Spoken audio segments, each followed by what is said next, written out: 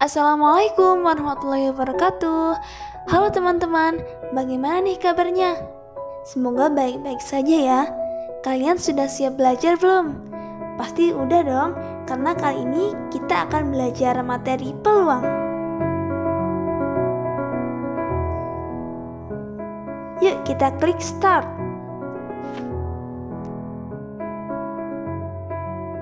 Di bagian menu ini ada beberapa bagian. Yang pertama adalah KI dan KD. Yang kedua adalah indikator. Yang ketiga adalah materi. Yang keempat adalah kuis. Dan yang terakhir adalah profile. Sebelum mulai pembelajaran, yuk kita kenalan terlebih dahulu. Kita ke menu profile. Perkenalkan, nama saya Arvinda Rahmadina. Saya mengambil program studi pendidikan matematika di Universitas Jember. Yuk kita kembali ke menu.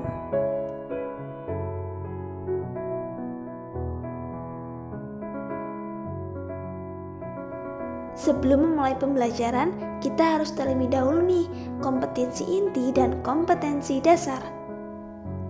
Kompetensi inti. Pada video ini kita menggunakan kompetensi inti 3 dan 4. Setelah kita mengetahui kompetensi intinya, kita harus tahu juga nih kompetensi dasarnya. Kompetensi dasar yang akan kita gunakan adalah 3.3 dan 4.3. Oke, kemudian kita ke indikator. Indikator yang akan kita gunakan ada dua nih teman-teman. Yang pertama yaitu diberikan permasalahan mengenai aturan penjumlahan dan perkalian, siswa diharapkan mampu menentukan besar peluang dengan benar. Yang kedua adalah diberikan permasalahan mengenai permutasi dan kombinasi, siswa diharapkan mampu menentukan besar peluang dengan tepat. Sekarang kita kembali ke menu. Oke, selanjutnya adalah materi. Pada video ini saya membagi materi menjadi dua, materi 1 dan materi 2. Apa aja sih isinya? Yuk kita lihat terlebih dahulu. Untuk materi 1 akan membahas aturan penjumlahan dan aturan perkalian. Untuk materi 2 yaitu faktorial, permutasi, dan kombinasi. Pertama, kita belajar materi 1 terlebih dahulu ya.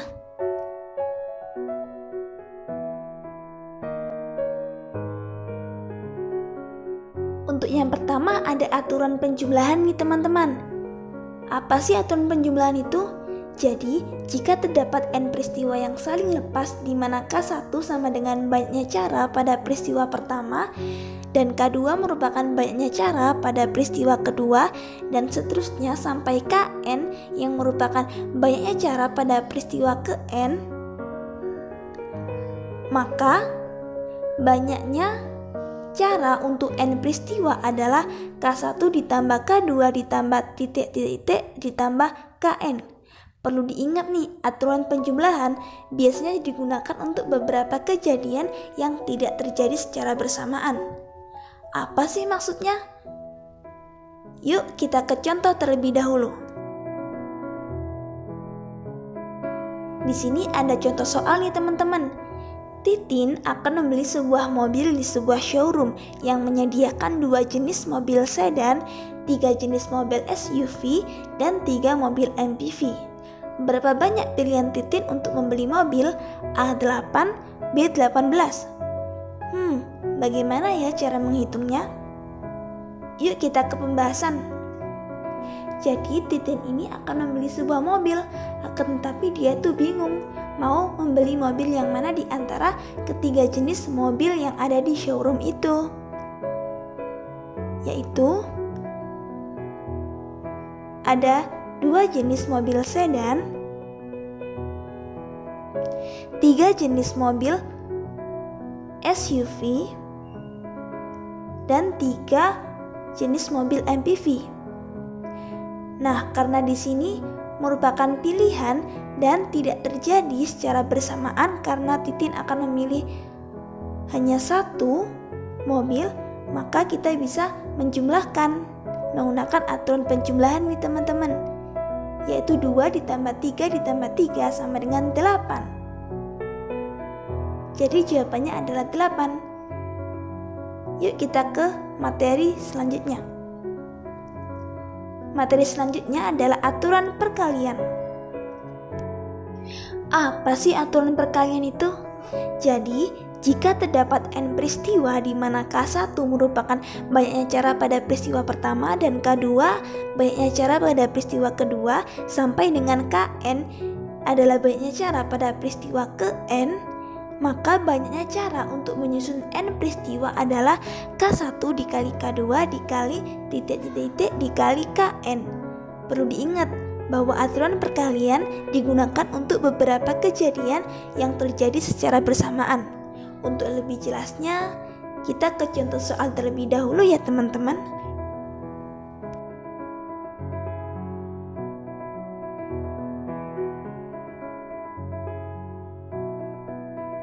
Contoh soal, Rara akan pergi ke pesta.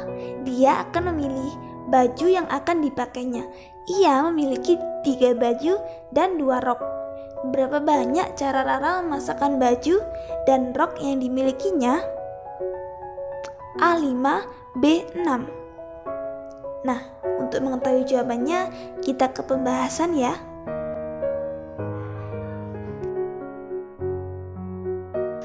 Jadi, Rara ini bingung teman-teman untuk menentukan baju dan rok yang akan dipakai ke pesta. Di sini, dia mempunyai 3 baju dan 2 rok. Untuk mengetahui berapa banyak cara Rara memasangkan baju dan roknya, kita menggunakan diagram seperti ini teman-teman.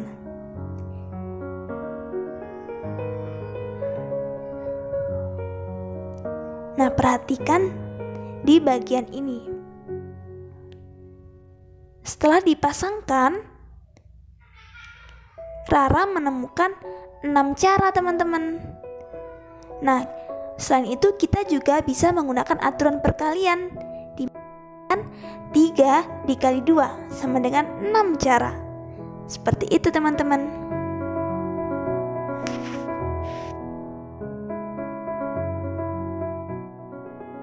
Nah, setelah kita belajar materi pertama, sekarang saatnya kita belajar materi kedua.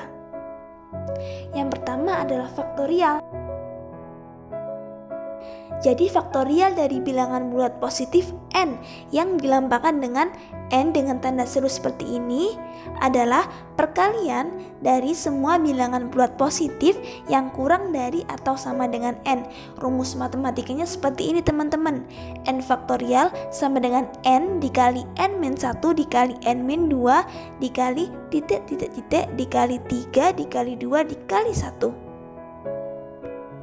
Contohnya 4 faktorial yaitu 4 dikali 3 dikali 2 dikali 1. 5 faktorial sama dengan 5 dikali 4 dikali 3 dikali 2 dikali 1. Jadi kita mengalihkan bilangan bulat positif itu sampai angka terkecil yaitu 1. Untuk ketentuan khususnya ini ada loh teman-teman, yaitu 0 faktorial, nilainya adalah 1. Selanjutnya kita belajar permutasi. Apa sih permutasi itu? Jadi permutasi adalah cara menyusun suatu percobaan maupun kejadian dengan memperhatikan letak urutan. Misalkan ada 2 kejadian yaitu P dan Q. Jadi kejadian PQ ini tidak sama teman-teman dengan QP. Nah, cara menulis permutasi R unsur dari N unsur yang tersedia adalah NPR atau PN, R. Untuk rumusnya adalah NPR sama dengan N faktorial dibagi N min R faktorial dengan syarat R kurang dari sama dengan N. Selanjutnya adalah contoh soal. Di suatu kelas akan dibentuk kepengurusan yang terdiri dari ketua, wakil, sekretaris, dan bendahara. Jika ada sebanyak 9 orang calon, berapa banyak susunan kepengurusan yang mungkin terbentuk? Jadi begini pembahasannya teman-teman. Kita misalkan 9 orang tadi adalah A, B, C sampai dengan I. Dan misalkan susunan kepengurusan yang terbentuk ini adalah A, B, C, dan D yang masing-masing menjadi ketua, wakil, sekretaris, dan bendahara. Susunan kepengurusan ini tuh berbeda loh teman-teman dengan susunan kepengurusan yang di bawah ini, di mana C menjadi sekretaris, A menjadi ketua, B menjadi wakil, dan D menjadi bendahara. Nah, karena melihat perbedaan ini, maka kita akan bisa menghitung dengan rumus permutasi, yaitu 9P4 sama dengan 9 faktorial per 9 min 4 faktorial sama dengan 9 faktorial per 5 faktorial sama dengan 9 dikali 8 dikali 7 dikali 6 dikali 5 faktorial per 5 faktorial. Kemudian kita bisa coret 5 faktorialnya menjadi 9 dikali 8 dikali 7 dikali 6 sama dengan 3024. Jadi kesimpulannya terdapat kemungkinan 3024 susunan kepengurusan. Begitu teman-teman. Yuk kita kembali. Selanjutnya kita akan belajar kombinasi. Kombinasi merupakan cara menyusun suatu percobaan tanpa memperhatikan letak urutan.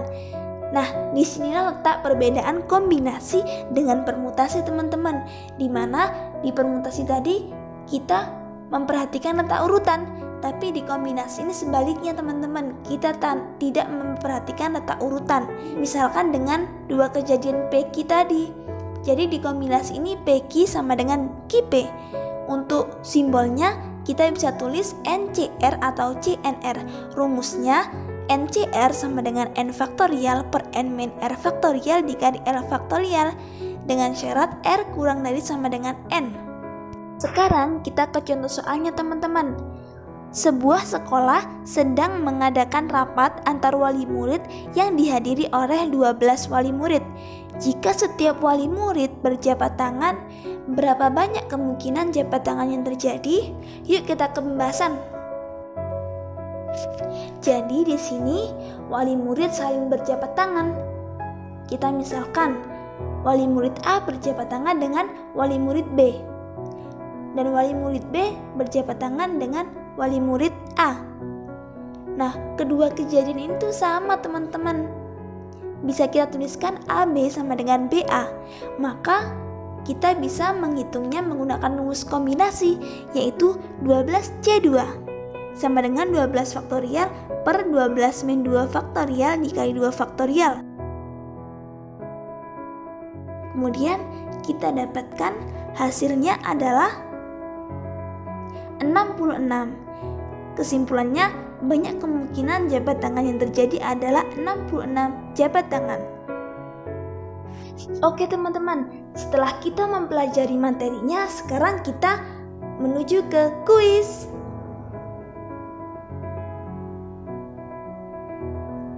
Di sini ada beberapa menu. Untuk memulai kuisnya, mari kita klik mulai kuis. Yuk kita klik start. Oke, nomor 1. Naila akan menandai kursi yang akan digunakan untuk wisuda di auditorium dengan huruf dan bilangan bulat positif tak lebih dari 50. Berapa banyak kursi yang bisa dilabeli berbeda oleh Naila? A. 1300, B. 60. Yuk teman-teman, kita hitung bersama nih. Teman-teman bisa hitung di kertas atau dimanapun. Jika jawabannya udah selesai, nanti kita akan cek bersama apakah jawabannya yang betul adalah A atau B. Dan ternyata jawabannya yang benar adalah A. 1300. Lalu bagaimana ya caranya? Yuk kita ke pembahasan. Jadi seperti ini teman-teman. Ada 2 langkah menandai kursi oleh Naila. Menggunakan huruf alfabet sebanyak 26 dan memberikan angka setelahnya sebanyak 50 kemungkinan bilangan bulat positif. Untuk mengetahui berapa banyak kursi yang bisa dilabeli berbeda oleh Naila, kita menggunakan aturan perkalian, yaitu 26 dikali 50. Berapa teman-teman? Betul sekali, hasilnya adalah 1300. Jadi Ada 1300 cara. Yuk kita ke pertanyaan selanjutnya. Oke, soal nomor 2. Sebuah sekolah akan menyusun tim cerdas cermat yang terdiri dari 5 siswa yang diajukan, tapi hanya 3 orang yang boleh ikut serta dalam tim. Berapa banyak cara untuk memilih siswa tersebut? Ayo teman-teman, jadi di sini akan dipilih 3 orang yang akan ikut ke dalam tim cerdas cermat dari 5 siswa yang diajukan. Wah, ternyata 20 bukan jawaban yang betul teman-teman. Jadi jawabannya benar adalah A, 60. Bagaimana ya caranya? Jadi kita menggunakan rumus permutasi. Rumusnya adalah NPR sama dengan N faktorial per N min R faktorial, yaitu 5P3 sama dengan 5 faktorial per 5 min 3 faktorial, dan ditemukan hasilnya adalah 60. Begitu teman-teman. Yuk kita ke pertanyaan selanjutnya. Oke, soal nomor 3. Rani ingin membeli buah di pasar. Ia akan membeli 2 buah durian, 3 buah nangka, dan 4 buah semangka. Seorang pedagang buah ternyata memiliki 6 buah durian, 6 buah nangka, dan 8 buah semangka. Banyak cara Rani untuk memilih buah adalah, ayo berapa teman-teman? Ini menggunakan permutasi atau kombinasi ya? Yuk kita cek dulu jawabannya.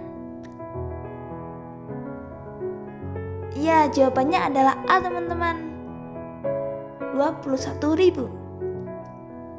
Yuk kita ke pembahasan. Kita menggunakan rumus kombinasi. Kita mencari satu persatu nih. Yang pertama adalah buah durian. Jadi tadi pedagang buah memiliki 6 buah durian, sedangkan Rani ingin membeli 2 buah durian. Maka banyak cara Rani untuk memilih 2 buah dari 6 buah itu adalah menggunakan kombinasi 6C2 dan didapatkan hasilnya ada 15. Yang kedua adalah buah nangka. Kita menggunakan 6C3, hasilnya adalah 20. Dan yang terakhir adalah buah semangka. Kita menggunakan cara 8C4 dan dihasilkan 70. Nah, karena Rani ingin memilih 3 buah tersebut di dalam satu waktu yang bersamaan, maka kita mengkalikan hasilnya teman-teman. Hasilnya adalah 21.000. Pertanyaan nomor 4. Syarifah diminta untuk mengerjakan 8 soal dari 10 soal. Namun, soal nomor 1 dan 5 harus dikerjakan. Banyak pilihan yang dapat diambil Syarifah adalah, kalau ini sudah jelas ya teman-teman, kita akan menggunakan rumus kombinasi. Yuk kita cek jawabannya benar adalah A, 28. Oke, sekarang kita ke pembahasan. Jadi soalnya ada 10. Dan soal nomor 1 dan 5 wajib untuk dikerjakan. Maka Syarifah tinggal memilih 6 dari 8 soal yang tersisa menggunakan rumus kombinasi 8C6 dan dihasilkan 28. Kesimpulannya adalah ada 28 pilihan yang dapat diambil Syarifah. Oke, pertanyaan nomor 5. Berapa banyak cara untuk memilih 3 pengurus BEM Universitas Jambi yang terdiri dari ketua, sekretaris, dan bendahara dari total 8 orang mahasiswa? Yuk kita cek terlebih dahulu jawabannya. Ya, betul sekali, jawabannya adalah B, 336. Kita ke pembahasan.